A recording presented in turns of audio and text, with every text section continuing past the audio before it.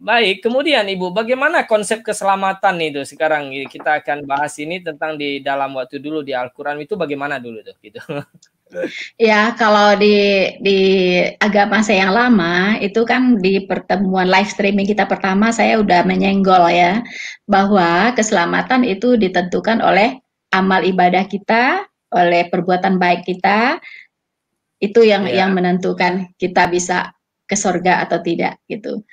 Jadi sesuatu yang tidak pasti karena standarnya pun ukurannya tidak jelas. Seberapa banyak kita harus beramal, seberapa banyak kita harus ya, berbuat baik dan beribadah. ya, Nah, ini berbeda dengan konsep keselamatan di dalam kekristenan, di mana ya, kita diselamatkan oleh anugerah kasih karunia Allah semata, bukan usaha manusia, ya kan? Tapi karena begitu besarnya kasih Allah kepada dunia ini, maka Dia mengaruniakan keselamatan itu kepada kita melalui Tuhan Yesus Kristus yang berkorban di kayu salib. Jadi begini ceritanya Pak John. Ketika ya, manusia Adam dan Hawa itu jatuh ke dalam dosa di Taman Eden, maka saat ya, itulah Allah terpisah dari manusia. Kenapa? Karena Allah yang Maha Suci itu tidak bisa dihampiri oleh manusia berdosa. Ya ya, kan? Setetes dosa pun itu tidak bisa menghampiri Allah. Nah, tapi Allah itu sudah menetapkan satu cara untuk kita bisa kembali ke sorga, dilayakkan kembali ke sorga, yaitu dengan cara bahwa dosa ini harus diselesaikan.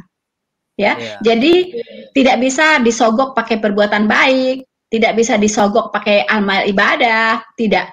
Tapi dosa harus dihukumkan, ya kan? ya, Maka saat itu Allah menjanjikan akan mengirim juru selamat.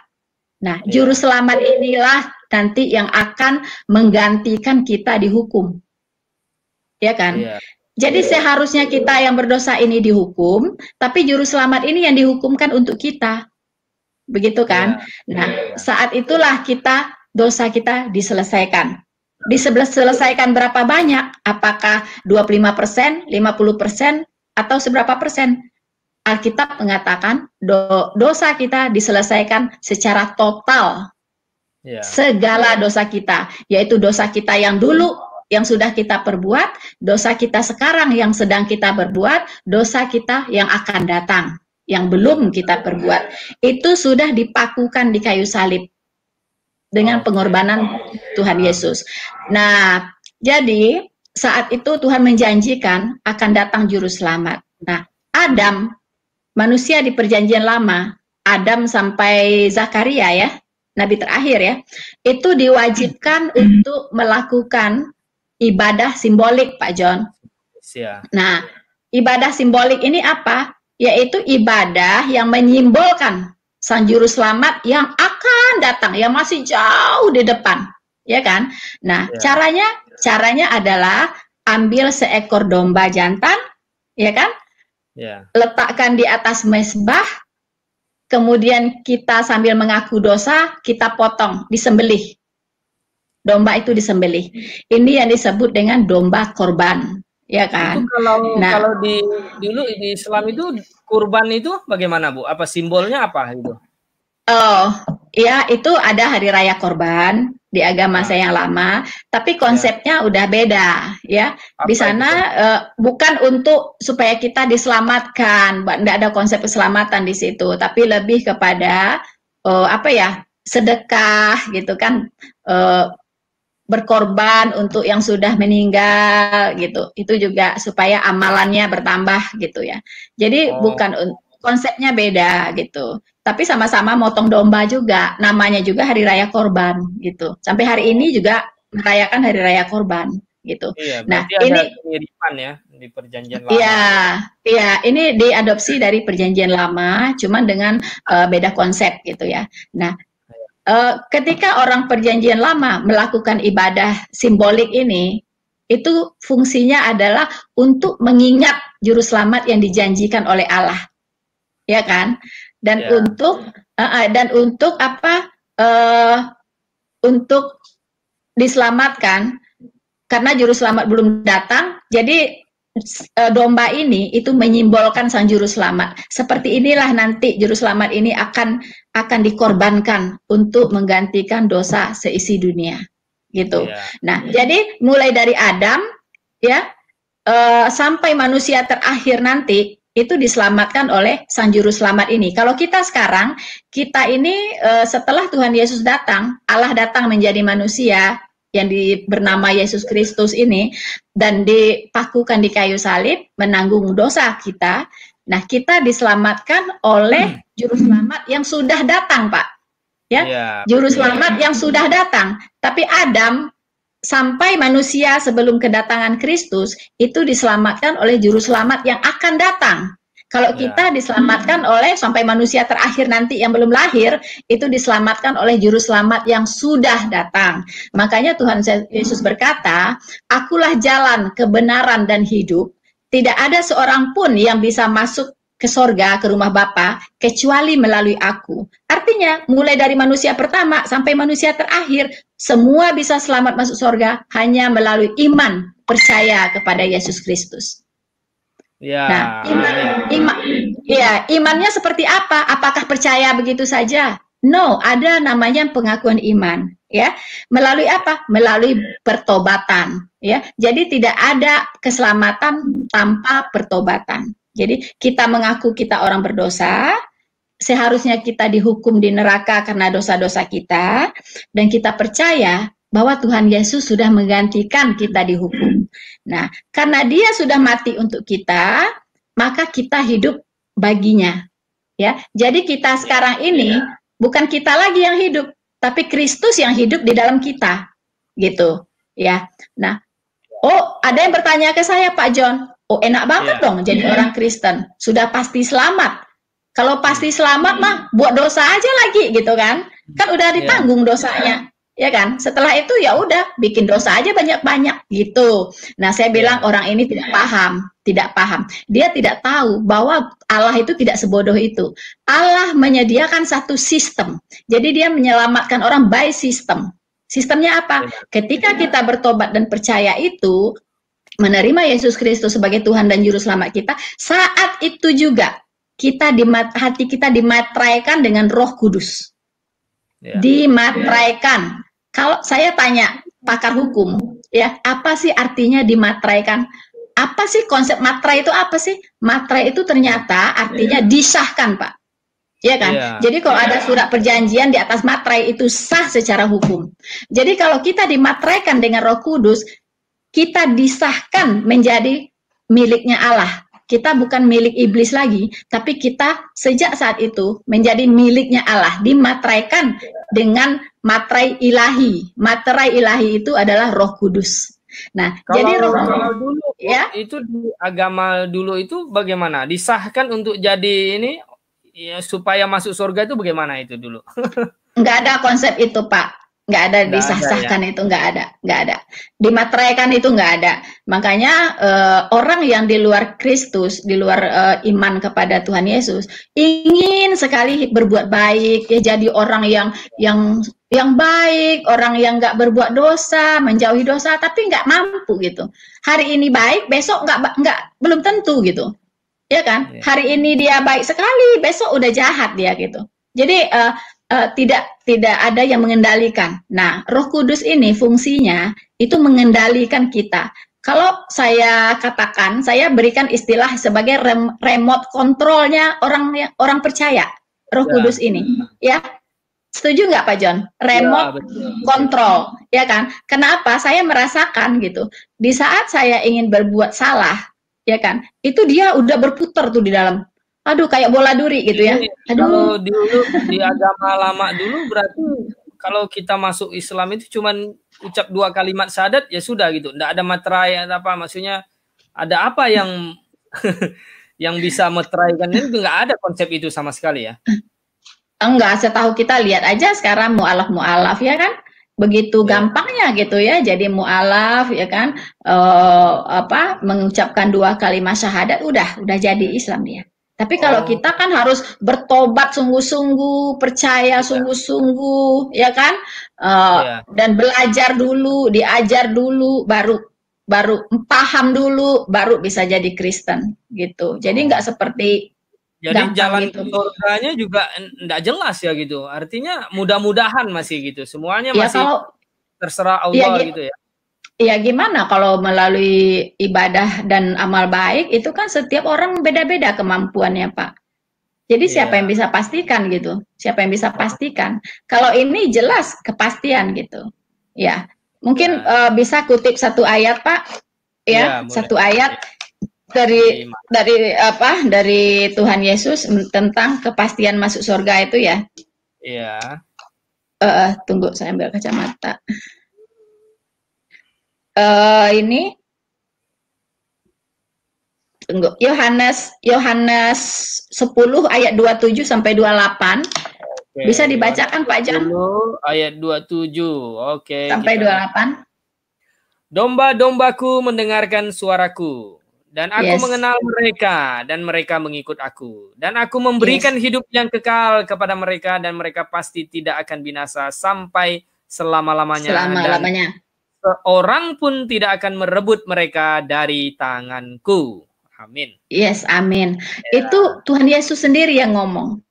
Ya Iya, kan? betul. Tuhan Yesus sendiri yang mengatakan bahwa kita ini disebut domba. Kenapa kita disebut domba? Karena patuh, domba itu menyimbolkan kepatuhan, ketaatan, ya kan? Nah, itu Ya. menyimbolkan ketaatan, ya kan? Kesucian, kan bulunya putih tuh domba ya. Jadi Ya. menyimbolkan itu, gitu Pak John. Jadi itu bukan kata kita gitu. Kita pasti masuk surga kata kita bukan. Itu Tuhan Yesus sendiri yang memberikan janji ini, gitu Pak. Iya, Nah, betul. Amin. kita boleh percaya nggak? Ya kita harus percaya. Kalau saya percaya sekali, kenapa? Karena yang menjanjikan ini sudah ada di sorga sekarang. Kalau yang Iya. menjanjikan saya itu masih di kuburan, sorry, saya nggak mungkin mau percaya dulu gitu, ya kan? Tapi karena yang menjanjikan ini memang sudah di sorga, dan di sorga itu tidak ada pendusta bisa masuk ke sana. Iya. Betul ya Pak Jan Mati ya? dan bangkit ya, naik ke sorga. Iya, iya. Bukan Dia mati, sudah mati dan kubur, enggak bangkit-bangkit. Gitu. betul, ya. Apa? Jadi mau nggak mau harus percaya gitu. Karena memang dia sudah ada di sorga gitu, dan dia tahu jalan ke situ, ya kan? Iya. Makanya Tuhan Yesus mengatakan bahwa apa? Aku akan pergi ke rumah Bapa untuk menyiapkan tempat bagimu, ya kan? Iya. Supaya di mana aku berada, kamu pun berada, gitu. Iya, iya. Jadi apalagi yang kita khawatirkan gitu, ya kan? Makanya kalau orang Kristen yang militan, ya kan, dia akan berkata hidupku adalah Kristus, mati adalah keuntungan. Jadi nggak ada yang takut mati tuh orang Kristen yang lahir baru, ya kan? Karena udah pasti masuk surga gitu. Dan itu bukan kita yang ngomong, tapi Tuhan sendiri yang menjanjikan itu, gitu. Memang betul. Gitu. Jadi Tuhan Yesus berkata, akulah jalan kebenaran dan hidup. Jadi kalau ya hanya ada dua kemungkinan. Kalau Yesus benar, maka yang percaya kepadanya beroleh hidup yang kekal. Kalau Yesus itu berdusta, berarti orang yang tidak percaya kepadanya juga masih ada kemungkinan loh masuk surga. Karena kalau dengan amal, nyatanya orang-orang Kristen yang percaya Yesus baik-baik juga semua. Tidak ada juga yang jahat-jahatin orang kan? Iya. Sebenarnya ya percaya Yesus itu selalu untung ya. Artinya kita percaya Yesus diberi sebuah jaminan keselamatan ya, yang pasti. Kalau Yesus benar, ya pasti benar gitu loh. Kalau Yesus salah katanya kan, ada yang bilang kalau salah saya juga enggak rugi apa-apa ikut Yesus, saya juga orangnya baik. Buat Tuhan, kita banyak nyumbang orang, bahkan kita tidak pernah tuh ribut-ribut ini ngerusak tempat orang gitu loh. Baik juga kan? Iya. Nggak pernah benci orang. Nah, kalau masuk surga dengan amal ibadah kebaikan, orang Kristen juga masuk. Gitu. Masih menang. Tapi kalau masuk surga hanya melalui Yesus Kristus, maka yang tidak percaya kepadanya akan binasa. Nah, jadi saya share sedikit ini mengenai garis zaman, sistem ibadah di dalam perjanjian lama ini sebenarnya mirip-mirip dengan Muslim. Di mana pada zaman Perjanjian Lama semua ibadah itu bersifat simbolis. Simbolis. Makanan juga tidak boleh makan babi, haram, karena ukuran kesucian itu diukur dari lahiria jasmaniah. Jadi pada zaman Perjanjian Lama semuanya sistem ibadah juga wanita pakai kerudung, ya. Harus sujud-sujud 1 hari 3 kali kalau Yahudi ngadap Yerusalem, masuk bait Allah, cuci kaki, cuci tangan, ya sama seperti sekarang orang masuk masjid. Nah, mengapa demikian? Karena pada zaman Perjanjian Lama sistem ibadahnya itu bersifat lahiriah, jasmaniah, ya. Dan orang yang mau percaya kepada Yesus Kristus harus melakukan simbolnya, yaitu ambil domba sambil memegang kepalanya, mengaku dosa, percaya kepada Mesias yang akan datang menebus dosa manusia. Nah, ketika Mesias datang, Yesus Kristus datang, makanya Yohanes Pembaptis berkata, lihatlah anak domba Allah penghapus dosa manusia. Yohanes 1 ayat 29. Juru selamat. Juru selamat Yesus Kristus. Dia mati di kayu salib untuk menanggung dosa semua manusia. Ada yang bertanya nih, kok harus Tuhan Yesus turun menanggung dosa manusia? Begini, Allah yang Maha Adil menuntut dosa itu harus dihukum karena sifatnya adil, dosa harus dihukum. Allah yang Maha Kasih membuat dia ingin mengasihi manusia juga. Jadi Allah itu tidak bisa melakukan sesuatu yang bertentangan dengan sifatnya. Misalnya sifatnya Maha suci, jujur. Dia tidak mungkin dong dia mencuri harta orang kaya kasih orang miskin begitu, yang ngerampok orang lalu sumbang-sumbangkan ke orang. Tidak mungkin. Nah, jadi Allah Maha Kasih. Jadi akhirnya kalau dalam Filipi pasal 2 ayat ke-6 itu Yesus Kristus yang setara dengan Allah, yang dalam rupa Allah, tidak memandang kesetaraan itu sebagai milik yang harus dipertahankan, tetapi mengosongkan dirinya menjadi hamba sama seperti manusia. Firman itu bersama-sama dengan Allah, dan firman itu ada Allah, dan firman itu telah menjadi manusia, hidup di antara kita. Jadi Yesus Kristus manusia yang suci, dilahirkan dari Roh Kudus, mati di kayu salib, dihukum dan menggantikan dosa semua manusia. Jadi dosa manusia dulu sekarang akan datang. Nah, sekarang kita tidak perlu lagi ambil domba, kita menyembah di dalam roh dan pikiran. Hati dan pikiran kita pakai firman Tuhan. Kita tidak perlu lagi takut makan babi. Ya, kalau sehat, kalau tidak takut kolesterol, mau makan silakan. Sekarang makanan itu bukan masalah dosa, tetapi makanan itu adalah masalah kesehatan. Ya, begitu ya, Bu ya. Jadi ini memang ya teman-teman kita banyak yang lain ya. Dan kebenaran. Nah, banyak yang belum paham artinya begini. Masih katanya juga sebagian kekristenan juga masih katanya ada yang pelihara hari Sabat, takut makan babi, takut makan binatang yang berkuku belah. Padahal Tuhan Yesus kan sudah bilang, bukan yang masuk yang menajiskan, tapi yang keluar. Paulus juga berkata, segala sesuatu halal bagiku, tapi bukan segala sesuatu berguna. Jadi makan yang berguna. Iya. Jadi ya Ibu, ya oke, kita sedikit ini bertanya ini, bagaimana ini ya konsep dulu mengenai, kan orang-orang Muslim suka bilang katanya ini ala orang Kristen ini beranak katanya. Keluar. Apalah katanya ya. Bagaimana itu? Ya. Yes. Emangnya konsep Allah di dalam Al-Quran itu seperti apa gitu?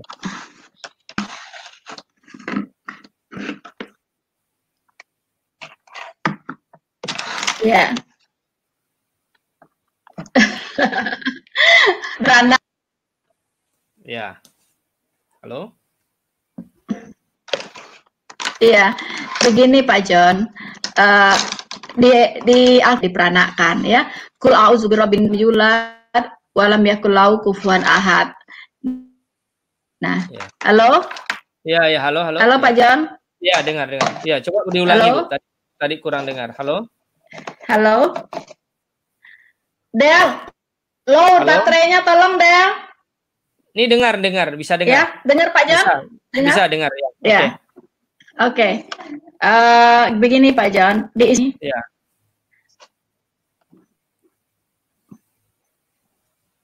Delakom bahwa Allah itu tidak beranak dan tidak diperanak. Bisa dikatakan bahwa Tuhannya orang Kristen beranak gitu kan.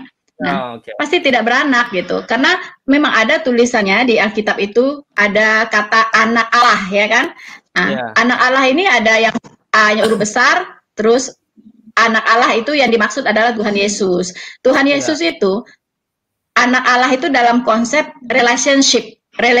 Jadi apa namanya ya, hubungan antara Yesus dengan Bapa itu ibarat anak dengan Bapa gitu. Nah, tapi bukan anak dengan Bapa seperti manusia juga, karena Allah itu adalah roh, ya kan?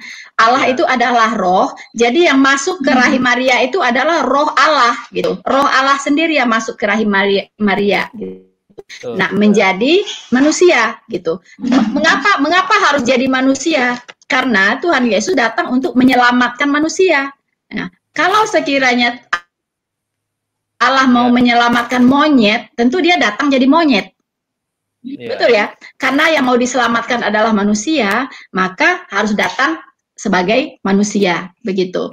Nah, jauh-jauh di Perjanjian Lama, itu Allah sudah memperkenalkan dirinya bahwa Allah itu adalah juru selamat. Di kitab Yesaya itu sangat banyak ayatnya bahwa aku adalah juru selamatmu, ya kan, penebusmu, ya kan. Tidak ada Allah selain daripadaku, ya Pak John ya. Nah, itu. Jadi jelas bahwa juru selamat itu adalah Allah itu sendiri yang datang menjadi manusia, ya kan. Pada mulanya adalah Firman, Firman itu bersama-sama dengan Allah, dan Firman itu adalah Allah. Nah, memang rada sulit. Orang kalau tidak diilhami, tidak dicerahkan oleh Roh Kudus, rada sulit untuk memahami ini. Bagaimana mungkin Allah menjadi manusia, begitu ya? Nah, kalau di Al-Quran ada tentang Isa Al-Masih dikatakan kalimatullah. Kalimatullah itu kalimat Allah, itu juga firman Allah maksudnya, gitu ya? Iya kan? Nah, firman Allah. Nah, firman itu kan perkataan ya, Pak John ya? Perkataan ya. Seperti jangankan Allah, kita lah, saya misalnya. Bisa nggak dipisahkan antara saya dengan perkataan saya? Bisa dipisahkan nggak kira-kira? Saya dengan perkataan saya itu selalu bersama-sama, ya kan? Iya kan? Nah, saya dengan perkataan saya selalu bersama-sama gitu. Nah, sama juga Allah dengan firman-Nya itu selalu bersama-sama. Makanya Tuhan Yesus di banyak ayat berkata bahwa aku dan Bapa adalah satu. Ya kan? Bersama-sama gitu. Di dalam Islam itu konsep Allahnya bagaimana, Bu? Boleh sedikit cerita gitu nggak? Kalau di Islam yang setahu saya itu Allahnya itu zat, ya kan? Zat. Dia tidak diserupa zat, ya, tidak diserupakan dengan apapun. Zat, Pak. Zat kan berarti tidak ada cair, padat atau gas atau gitu. Nah, tidak ada penjelasan juga. Apakah itu cair, padat atau gas? Tidak ada. Pokoknya Allah itu eksistensinya adalah zat. Tidak bisa diserupakan dengan apapun. Jadi sesuatu yang tidak bisa dilihat, tidak bisa diraba. Pokoknya dikatakan roh juga tidak ya, karena zat gitu kan. Nah, penjelasan ini yang membuat salah satu kebingungan saya, zat seperti apa gitu kan. Bagaimana kita bisa berdoa kepada zat begitu? Ya, dengan percaya saja gitu. Kita percaya dia ada. Zat itu bisa maha kasih katanya. Zat itu bisa maha suci. Zat itu maha benar bagaimana? Allahu Akbar itu artinya apa? Allahu Akbar itu artinya Allah maha besar. Nah, Allah maha besar. Itu Allahu Akbar. Gitu ya. Zat yang maha besar. Ya. Jadi justru penjelasan detailnya itu yang tidak ada gitu. Eksistensi Allah itu seperti apa gitu. Nah, itu yang menjadi catatan juga bagi saya waktu itu. Ya, sampai hari ini pun saya masih cari-cari eksistensinya apa gitu. Nah, tapi kalau Allahnya Alkitab itu jelas kronologis, runtut ya, asal muasalnya seperti apa. Ya, dia sudah ada sebelum dunia ini dijadikan, dan jelas dia itu adalah Allah Tritunggal, ya kan? Iya, betul. Makanya waktu saya di Islam saya taunya Allah Tuhan orang Kristen itu 3, ya kan? Ternyata setelah saya pelajari tidak, Esa, justru esa gitu. Nah, Tritunggal banyak cuma sepotong bacanya tiga, tapi tunggalnya diabaikan gitu, ya kan? Tritunggal itu seperti di Alkitab mengatakan bahwa ada tiga ya yang memberikan kesaksian di sorga, yaitu Bapa, Putra, dan Roh Kudus, dan ketiganya adalah satu, ya kan? Ketiganya adalah satu gitu. Nah itu, jadi ada lagi yang dipertentangkan, oh kenapa tuh di sorga, oh Tuhan Yesus duduk di sebelah kanan Bapa gitu kan, berarti dua dong gitu kan. Nah ya biasanya kan saya kan aktif di perdebatan dengan teman-teman Islam ini udah dari 2004 Pak, ya kan. Jadi macam-macam lah, sudah lama ya, itu udah setiap hari gitu saya lakukan gitu ya. Jadi penginjilan ya. Jadi kenapa itu bisa bersanding? Saya bilang jangan dibayangkan Bapa dengan Tuhan Yesus itu bersanding seperti pengantin gitu, bukan. Duduk di sebelah kanan Bapa dalam pemahaman saya itu kesetaraan, menggambarkan kesetaraan. Ya kan? Makanya tadi Pak John sudah baca ayatnya gitu ya, bahwa Tuhan Yesus itu mengosongkan dirinya, ya kan? Menghampakan dirinya. Sebenarnya dia Allah, tapi dia menghampakan dirinya, ya, menjadi sama dengan manusia, begitu. Betul, nah, ya lihat saja dari proses kelahirannya.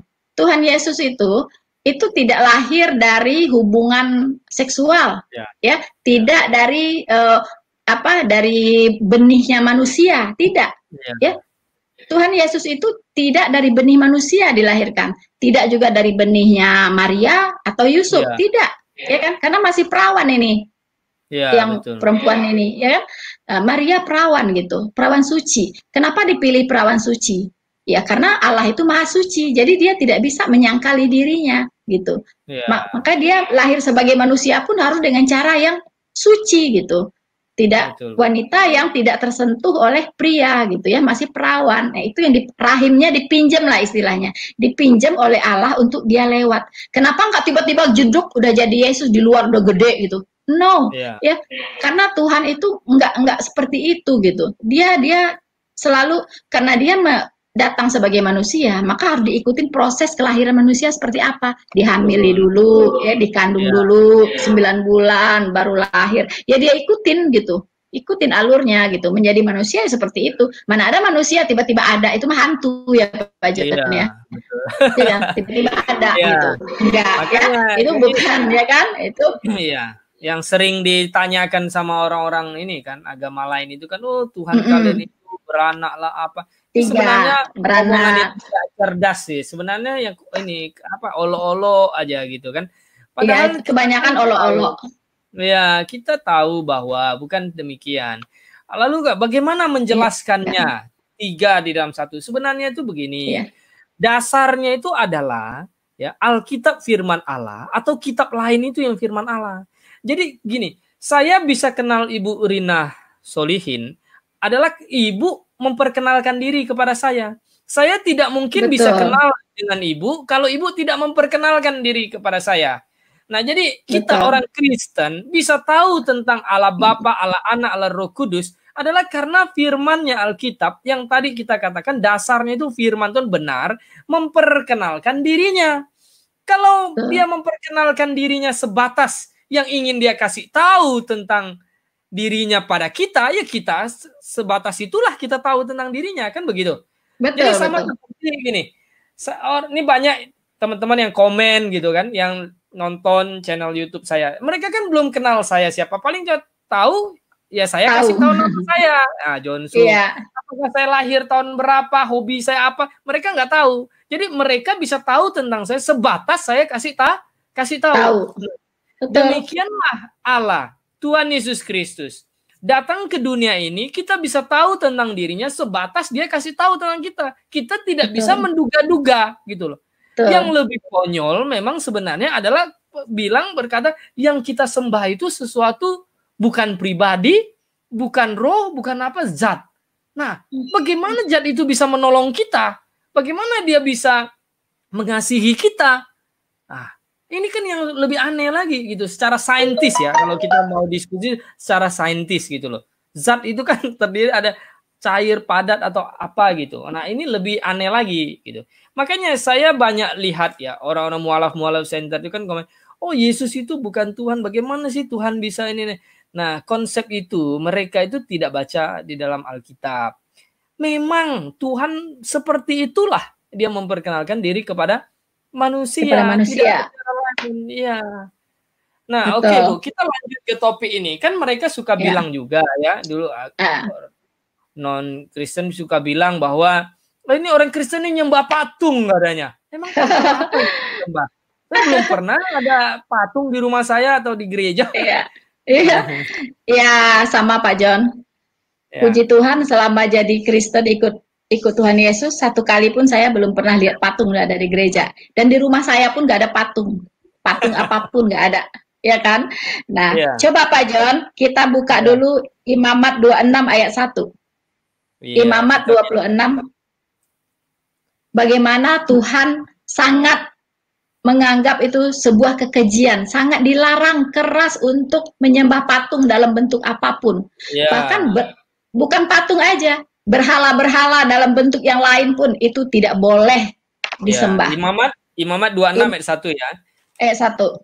Janganlah kamu membuat berhala bagimu dan patung atau tugu berhala janganlah kamu dirikan bagimu. Jangan juga batu berukir janganlah kamu tempatkan di negerimu untuk sujud menyembah kepadanya. Sebab akulah Tuhan Allahmu. Di dalam Keluaran 20 ayat 4 kan, janganlah membuat bagimu patung yang menyerupai apapun. Yes. Itu disembah di langit, di bumi, di udara dan seterusnya. Seperti itu. Jadi Pak John, patung itu bukan hanya postur manusia, bukan, ya. Patung itu berupa tugu, misalnya kotak, ya kan, kotak. Atau batu berukir, ya kan? Nah, batu berukir. Itu juga berhala gitu kata Tuhan. Ini Tuhan yang bilang loh, bukan saya loh, ya. Nah, Tuhan yang bilang. Jadi janganlah sujud menyembah kepadanya. Bagaimana mungkin orang Kristen menyembah patung? Udah dilarang kok oleh Tuhan. Begitu tegasnya di sini, ya kan? Tidak boleh. Apa sih namanya menyembah berhala itu apa? Seperti apa sih orang bisa disebut menyembah berhala? Yaitu ketika seseorang mengkultuskan sebuah benda dalam ritual ibadahnya. Saya memberikan definisi seperti itu. Jika seseorang mengkultuskan sebuah benda dalam ritual ibadahnya, itu dia menyembah berhala. Kadang nggak disadari, Bang. Termasuk kalau ada batu itu, kalau batu kita keliling-keliling batu itu sambil berdoa kepada batu itu. Kalau berangkat dari Imamat 26 ayat 1, betul. Ya. Jadi bukan kita yang ngomong, tapi firman Tuhan. Allah sendiri yang mengatakan ini. Kalau marah ya silakan marah sama Allahnya.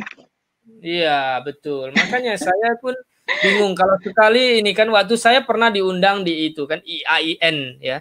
Di IAIN untuk ini ceramah untuk mahasiswi di sana pada waktu itu semuanya di sana ingin tahu Kristen. Dia bilang, "Wah, orang Kristen nyembah patung." Saya bilang, "Saya belum pernah ada patung di rumah saya di gereja apapun." Jangan-jangan kamu salah kali memahaminya. Saya bilang, "Oh, enggak, itu gereja itu ada patung." Oh, saya bilang, "Saya bukan Kristen yang seperti itu." Saya bilang, Kristen itu kan macam-macam. Ya, itu mereka buat simbol-simbol patung itu ya itu urusan Kristennya beda. Kalau saya Kristen Alkitabiah yang sesuai Alkitab beda. Saya bilang, Alkitab saya tulis tidak boleh nyembah patung. Itu kan melanggar itu. Taurat itu ya 10 perintah Allah jangan buat patung. Bagaimana saya bilang?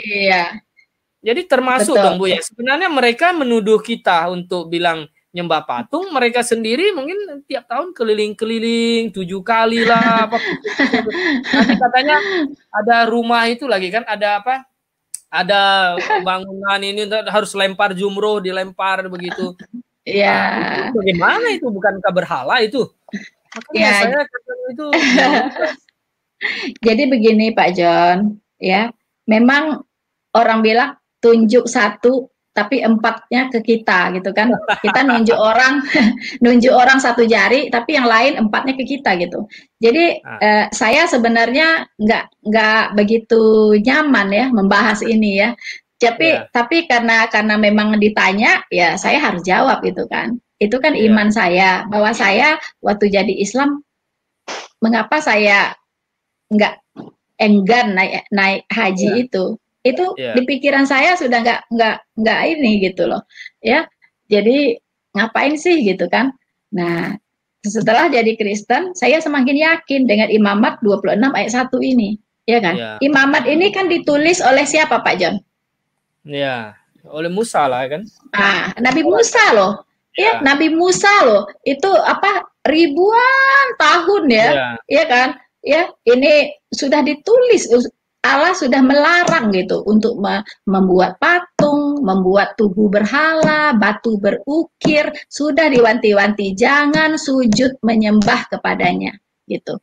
Jadi sudah nggak mungkin gitu. Kita sebagai orang Kristen Alkitabiah punya patung. Tapi saya juga nggak bisa menyalahkan saudara-saudara saya yang Muslim ya, karena mereka memang melihat Pak John, ya kan, ada gereja yang memang ada patungnya gitu, ya kan. Bahkan saya juga pernah hadir di gereja itu waktu ada pernikahan. Nah pengantin ini cium kaki patung itu gitu. Oh. Ya. Iya, jadi memang ada. Mereka nggak bisa disalahkan juga. Mereka memang melihat ada patung itu gitu. Cuman mereka nggak tahu bahwa Kristen Alkitabiah itu tidak mengenal ya seperti itu, patung seperti itu. Iya kan? Iya, betul, gitu. Betul. Iya, saya pun bingung ya. Banyak orang yang misalnya kayak ada mengkultuskan pelihara tempayan lah, pelihara jimat apalah, apa segala macam. Ini sebenarnya berhala, kekejian bagi Tuhan. Itu tidak benar. Kekejian, iya. Iya, tidak boleh seperti itu.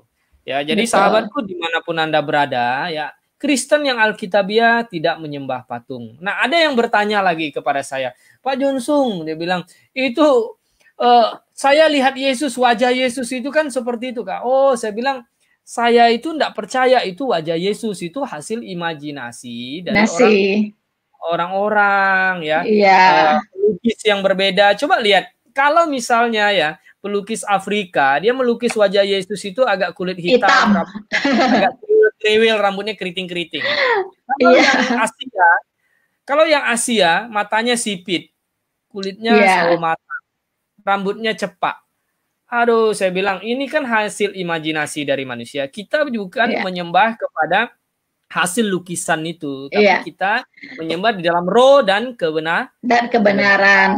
Iya Pak John, saya juga sering ya diberikan gambar-gambar. Ada gambar Yesus adalah 20 foto kayak gitu ya. Dibilang itu Yesus ya. Saya ditanya, "Coba kamu pilih Yesusmu yang mana?" gitu kan. Coba pilih dari semua gambar ini, Yesusmu yang mana? Saya bilang, "Maaf ya, satu pun dari gambar itu tidak ada Yesus saya." Saya bilang, Yesus saya itu nggak ada gambarnya. Karena waktu zaman Yesus saya itu kamera belum ditemukan, ya kan? Pelukis juga belum ada, ya kan?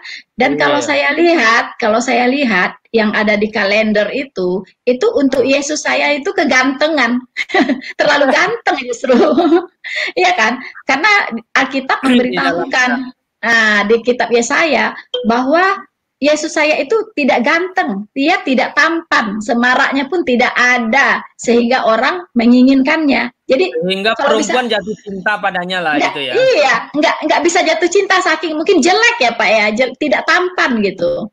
Nah, tapi kalau saya disuguhi ya gambar-gambar yang rambutnya gondrong, putih, hidungnya mancung, wah itu mah kegantengan untuk Yesus saya gitu. Jadi ya, kalau di dalam Matius juga, Injil Matius sudah diperingatkan di akhir zaman katanya. Pada waktu itu, jika orang berkata kepadamu, lihat Mesias ada di sini atau Mesias ada di sana, jangan kamu percaya. Sebab Mesias-Mesias palsu dan nabi-nabi palsu akan muncul dan mereka akan mengadakan tanda-tanda yang dahsyat dan mujizat-mujizat sehingga sekiranya mungkin mereka menyesatkan orang-orang pilihan. Ya, betul. Jadi iblis itu sekarang ngaku Mesias, dia nampakkan diri kemana-mana, itu masih hati-hati itu. Saya pernah nonton itu di YouTube itu ada pendeta katanya, dulunya dukun katanya, mantan dukun. Lalu nggak tahu kenapa katanya dia ketemu Yesus, kemudian makan ketemu Lucifer lagi katanya segala macam. Waduh. Ini mau ngangkat diri jadi apa begitu? Sangat lucu sekali ya. Jadi kita tidak bisa percaya. Kalau kita bilang patung itu hanya sebuah karya seni, oke. Iya. Tidak untuk disembah. Tidak Kalau di rumah disembah. saya ada lukisan, misalnya, ya, lukisan apa tentang keindahan alam, kenapa ya itu enggak masalah. Enggak. Bukan kultuskan itu kan, bukan nyembah Itu itu. seni, ya. Iya, itu kan seni ya. Betul. Ya, ya. Jadi sahabatku dimanapun Anda berada, ya ini harus kita semua harus banyak baca Alkitab, ya. Seperti Ibu Rina Solihin, dia banyak baca Alkitab dan banyak bertanya, belajar. Akhirnya pemahaman tentang Kristenan itu akan menjadi benar.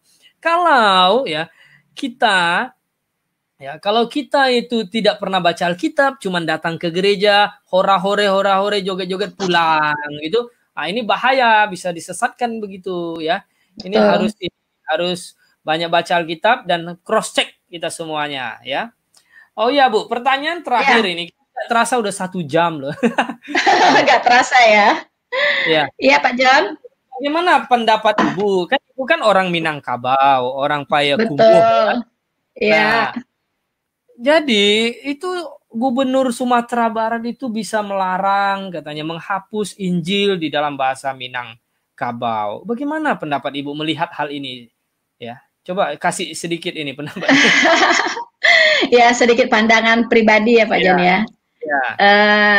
Memang sekarang lagi viral di banyak pandangan dari berbagai pihak ya tentang tindakan dari Gubernur Sumatera Barat ini untuk menghilangkan aplikasi Injil berbahasa Minang di Play Store, dan saya pikir sudah hilang ya, banyak yang bilang sudah hilang ya. Tapi sebenarnya ya sebagai seorang Kristiani ya dan orang Minang, saya nggak begitu mengkhawatirkan itu gitu, dan tidak juga mempersoalkan itu. Karena apa? Saya juga bertobat jadi Kristen bukan karena Alkitab berbahasa Minang. Iya. Iya kan?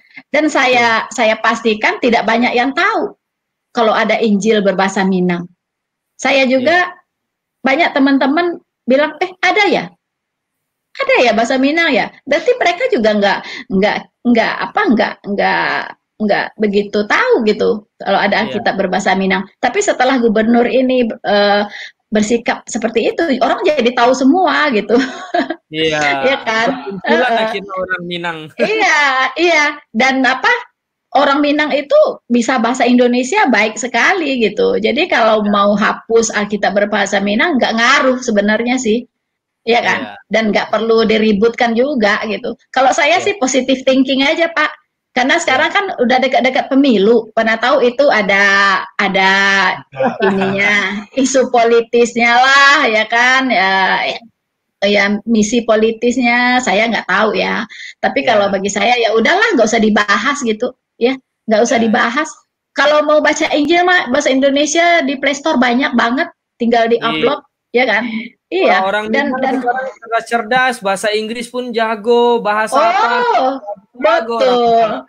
Iya, ya. Dan saya iya memang orang Minang itu udah dari dulu sudah tercatat sih dalam sejarah Indonesia banyak orang pinter gitu ya, dan mereka sangat menonjol gitu baik di pemerintahan, dari banyak budayawan, sastrawan, itu kan banyak orang Minang.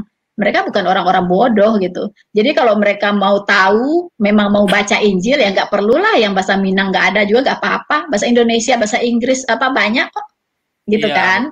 Iya. Cuman kalau saya lihat dari konteks sebagai pemimpin bagi semua umat beragama, karena kepemimpinan itu kan bukan pemimpinan di provinsi dia kan bukan syariah atau khilafah atau seperti itu. Ya, nah itu sebenarnya itu salah. Dia tidak menghargai hak asasi manusia, demokrasi di mana manusia itu bebas berpendapat, bebas berpikir, ya bebas beragama, menentukan keyakinannya, betul sebenarnya. Iya, gitu. Benar gitu. Ya. Jadi dengan adanya kasus ini, orang kan bisa menilai ya Pak ya. Orang akan cari tahu gitu, akan cari tahu masalahnya apa sih gitu, kenapa sih gitu, mengapa, kenapa, tujuannya apa. Orang kan akan menganalisa semuanya gitu, ya kan. Nah, itu kan sebenarnya kurang baik gitu kan. Karena apa? Betul. Karena negara ini kalau tujuannya untuk menghambat pengembangan agama Kristen gitu, itu sebenarnya penyebar luasan Injil itu tidak bisa dihalangin dari zaman dulu.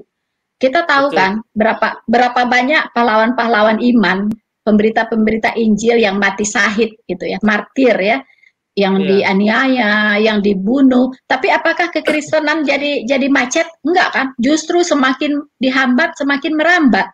Ya kan? Itu fakta. Iya, iya. Ya kan?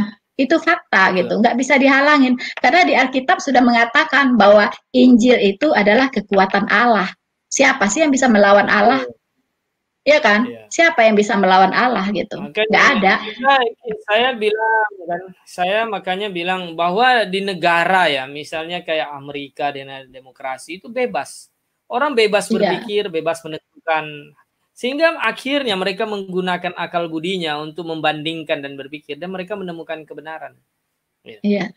Justru yang tidak berani, yang takut diuji, ya, yang takut untuk didiskusikan, diperdebatkan, jangan banyak tanya katanya, udah imanin saja. Nah, yang kayak gitu kan Iya. nanti orang semuanya bagaimana bisa seperti itu, ya. Iya. Iya, itu kan Akhirnya, alasannya Pak. ya, Dasarnya sebenarnya gubernur mengeluarkan itu karena filsafah Minang ya mengatakan bahwa adat bersandi sara, sara bersandi kitabullah. Nah, ya, kitabullah berarti apa? Dasarnya adalah Al-Qur'an gitu kan. Jadi di luar oh, Al-Qur'an nggak boleh masuk ke Minang gitu. Itu alasannya. oh, Tapi saya bertanya lagi, apakah ya, kitabullah itu apakah Taurat, Zabur dan Injil itu bukan kitabullah? Ya kan? ya, Nah, kita lihat rukun iman ketiga, ya. Orang Islam itu harus beriman kepada kitab sebelum Al-Qur'an. Taurat, ya, Zabur, Injil. Iya kan? Itu bagian dari ya, kitabullah gitu. Lalu mengapa pula gitu dilarang gitu kan? Ya nggak ya, tahu ya. Mungkin mereka punya punya pandangan yang berbeda gitu. Bahkan saya pernah mengatakan gitu, kalau begitu rukun iman ketiga dihapus aja gitu kan. Jadi nggak perlu baca Injil, nggak perlu baca baca Taurat, Zabur, ya kan? Nggak perlu gitu. Ya, ya, karena ya, akan ya. iya, karena rukun iman ketiga itu ya mendorong orang untuk mempelajari gitu. Kenapa sih saya disuruh beriman tapi saya nggak boleh baca? Gimana itu? Apa yang saya Iya, imani kalau saya nggak tahu gitu kan? Nah, iya, gitu, iya, ya kan? Saya suruh ya, beriman ke sana, tapi saya nggak tahu gitu. Beriman apa gitu? Saya nggak pernah baca, saya nggak tahu apa yang saya imanin dari kitab itu gitu kan? Nah, itu ya. yang membuat orang semakin pengen tahu gitu loh, pengen tahu. Mungkin sebelum gubernur mempermasalahkan ini nggak ada ke arah sana Iya. gitu. Tapi sekarang orang jadi pengen tahu gitu, ya Ya, kan? puji Tuhan lah, puji Tuhan lah. Ada Ya. apa gitu? Ada apa dengan Injil gitu kan? Nah, itu. Oh, ya. Iya, Ya, terima kasih Pak. Ibu ya. Tidak terasa ya Iya, ngobrol Pak. sampai kita sudah 1 jam lebih, dan saya senang sekali bisa ngobrol bincang-bincang dengan Ibu mengenai kebenaran firman Tuhan. Kita Amin, berdoa amin. untuk semua ini orang-orang Minang dan semua orang Aceh kah, orang apakah. Ya, saya memang kemarin ada lihat ada yang orang Aceh katanya dia percaya Yesus kemudian diusir lah apa ya. Saya bilang di dalam kekristenan tidak ada seperti itu. You mau masuk Kristen silakan. You mau keluar jadi Kristen silakan. Saya tidak ada rugi apapun. Ya, saya konyol melihat ada seorang mualaf dia bilang saya mau dikasih 100 miliar katanya, suruh balik Sa lagi jadi Kristen. saya bilang Pak John, saya kasih 1 sen aja nggak mau gitu, jangankan 100 Ya, miliar. mana ada Tuhan bujuk orang pakai duit. Aduh. Justru kalau kamu pergilah. Kalau kamu mau suka apa ajaran lain silakan. Terserah. Iya, Kalau kamu anggap ini benar ya kamu ikutin gitu. Bukan karena duit. iya, Tuhan itu. Ini otaknya kadang itu betul. nipu-nipu saja. Siapa juga yang bodoh mau kasih dia 100 M. Memang dia berharga sekali nyawanya. Aduh, Iya, konyol sekali. Ya, konyol, konyol. Iya, ya. betul Pak John. Oke, saya Oke, kita ya diskusi kita sampai di sini, Ibu. Terima kasih untuk semuanya. Terima kasih juga Pak Jan ya. Salam untuk semuanya. Sampai ketemu lagi. Tuhan Yesus memberkati. Maranatha. Ya, Maranatha. Salam juga untuk Pak Solihin ya. Yes. Salam untuk Ibu juga. Ya, oke.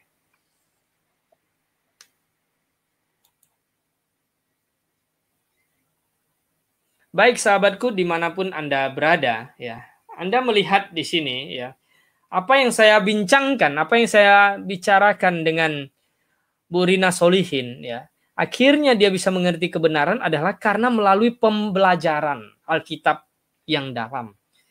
Baru bisa mengerti firman Tuhan. Nah, seperti slide yang saya kemuka ini yang di depan kita ini di layar ini ya. Saya akan sedikit menjelaskan bahwa hubungan kita dengan Adam, karena Adam dan Hawa telah membawa kita manusia berdosa, maka kita keturunan Adam, hubungan kita dengan Adam, kita menjadi orang berdosa. Karena kita semua adalah keturunan Adam dan Hawa, semua berdosa. Nah, semua manusia berdosa tidak bisa masuk surga. Harus oleh ya Tuhan Yesus Kristus yang mati di kayu salib menebus dosa manusia, baru manusia bisa diselamatkan. Nah, ketika kita percaya Yesus Kristus mati di kayu salib menebus dosa kita, kita mengikat hubungan kita dengan Yesus Kristus dan kita menjadi orang benar. Kita diberikan, dimateraikan dengan Roh Kudus, hati yang kudus, kita diberi posisi yang kudus, menjadi anak-anak Allah. Yohanes 1:12, ketika kamu percaya kamu diberinya kuasa menjadi anak-anak Allah. Jadi menjadi kuasa anak-anak Allah, posisi anak Allah. Jadi ketika kita percaya, kita dapat posisi yang kudus, hati yang kudus, Roh Kudus, dan karakter kita itu belum kudus. Karakter itu untuk bersaksi menjadi terang bagi sesama manusia, agar mereka bisa melihat terang kita dan bertobat dan diselamatkan. Nah, saudara yang kasih dalam Tuhan, mungkin ada yang bertanya, kalau bagaimana bayi, orang yang cacat mental mati, apakah masuk surga? Semua bayi di dunia ini mati masuk surga. Mau bayinya orang Islam, Buddha, Hindu, agama apapun, mati pasti masuk surga. Kenapa? Karena Tuhan Yesus Kristus telah menebus semua dosa manusia, termasuk dosa anak bayi itu.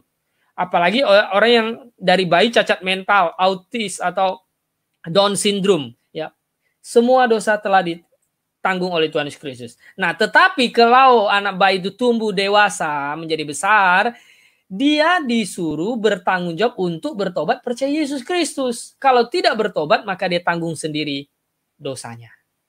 Nah, inilah yang benar sesuai dengan Alkitab. Jadi anak bayi tumbuh dewasa menjadi akil balik, dia harus bertanggung jawab, bertobat, dan percaya.